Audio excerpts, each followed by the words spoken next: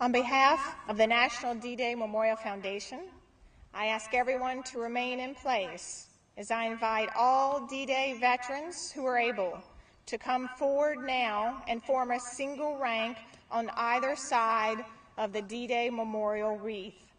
If you are unable to come forward, raise your hand from your seat to be recognized.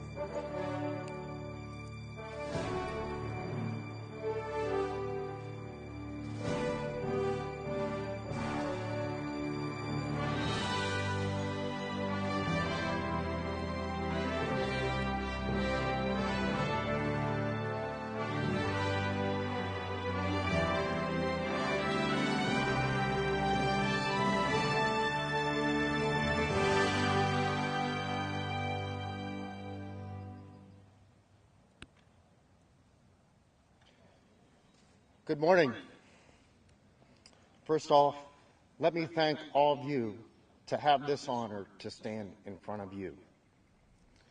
As we just heard a moment ago, 68 years ago today, General Eisenhower began his D-Day letter with soldiers, sailors, and airmen of the Allied Expeditionary Force. You are about to embark upon the Great Crusade. The Great Crusade. The struggle of good versus evil, of oppression, of subjugation, racial and religious impurity, and more importantly, the loss of liberty. If there ever was a moment in time where will and determination would prevail, it would on June 6, 1944. I stand before you today to represent my great-uncle, Amin Isbir of McKeesport, Pennsylvania, the firstborn son of Syrian immigrants. His younger brothers, John, Peter, and Esper, were guiding forces in my life. Like them and all of you, my friends of the greatest generation, your teachings, ideals, and strengths have been weaved into the fabric of my life.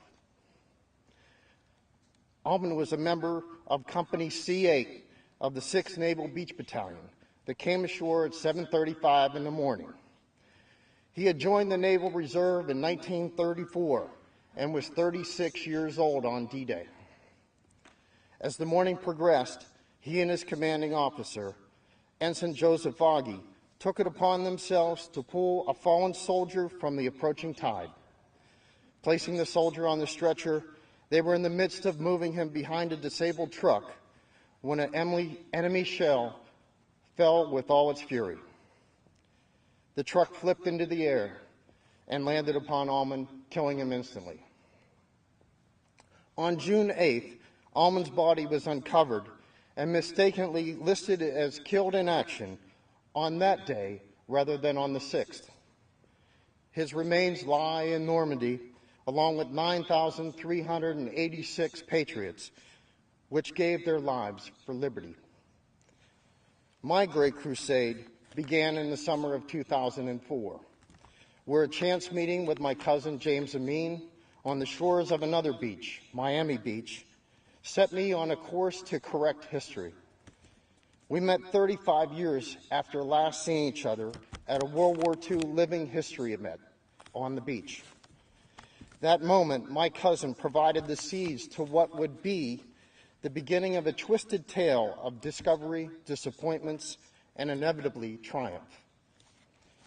My initial research yielded little clues to how Amin was killed, yet none more perplexing than his name being listed on the 5th Special Engineers Brigade Memorial that overlooks the site of his death as him being killed on the 6th of June. But the official records said June 8th. Something seemed definitely amiss. Reaching out to Amin's sister Della, she told me about Ensign Foggy. The day before D-Day 2006, I spoke to him for more than 2 hours. He too questioned the misdating. I promised him that I would do everything I could do to set the record straight. Of course, at that time, I had no idea how I would go about that, how long it would take, or what roads it would lead me on. A year later, I was invited to attend a 6th Naval Beach Battalion reunion held right here in Bedford. Battalion members Ed Marriott, Andy Shamil, Bob Guguerre, Clyde Wordy, John Rogers, Curtis Fleming, Richard Red O'Nines, Tori Tobiasen, Frank Walden, and Vince Kordak, along with Commander Boggy, all greeted me as if I was the one who stormed the beaches of Normandy and not the other way around. The following day, we came here to the memorial to celebrate their achievements and remember those who did not return. I came away with an arsenal of facts concerning Almond's death, but what was I to do with it? Years would go painfully by as phone calls and letters to politicians were either lost or never returned. Undeterred, I carried on and finally did reach someone who could help. Lieutenant Nathan Kaspar of the United States Navy Casualty Office. I presented the lieutenant 11 affidavits signed by members of Almond's battalion, and these were used as the basis for correcting Almond's date of death and to set into motion the paperwork to amend his headstone in Normandy. A few months later, I received a letter containing 3 images of Almond's new stone. One of those spine-tingling moments I will always remember in my life. All there was left to do to select the day where the new stone would be set in place. Glancing at the calendar and knowing that my great-uncle was a spiritual man, one day in particular stood out, Ascension Day. For those of you of a religious place of faith that believes that Christ ascended to heaven after his death, I couldn't think of a better day to have Almond's new stone put in place. With the blessing of Daniel Neese, the then superintendent of the Normandy American Cemetery, my request was granted. The cemetery at Colville is certainly one of the most beautiful places on earth. It is kept that way by a dedicated team of caretakers that honor the sacrifices of those who died liberating the ground upon which it sits. Although Ascension Day is a holiday in France, 2 men, Gilles Martini and Pascal Boucher, volunteered to set the stone in place on Ascension Day. I think it important to note that while Gilles and Pascal were working on setting the stone, the entire staff of groundskeepers, all of them French, also came into work that day with no pay. What a testament to the dedication and love these caretakers have towards their work and those that lie below those perfectly manicured grounds. As Gilles and Pascal replaced the last bit of grass surrounding Almond's new headstone, my first thoughts were his mother, Mary. She wore nothing but black from the day that she learned of her son's death. She was not alone in that burden, as so many other families dealt with the loss of a son, a husband, or a father.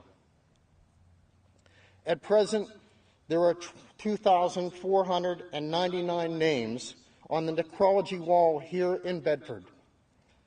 2,499 souls that gave their lives for liberty on that longest day. The achievements of those who fought and died, those who survived, and those that preserved freedom are affixed all around this memorial. The National D-Day Memorial assures that all who died on D-Day are represented here.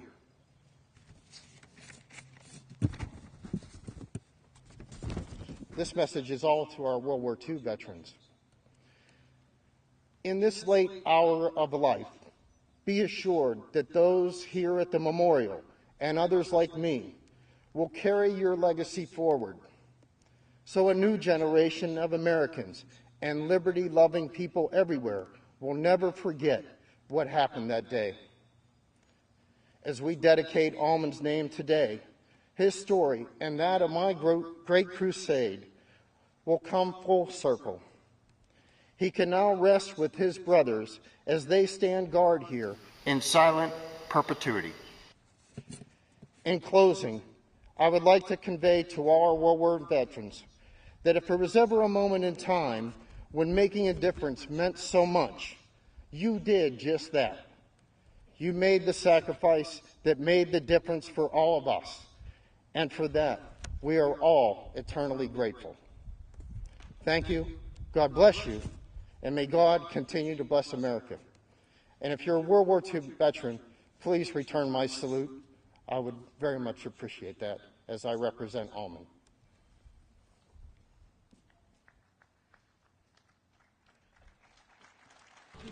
Thank you.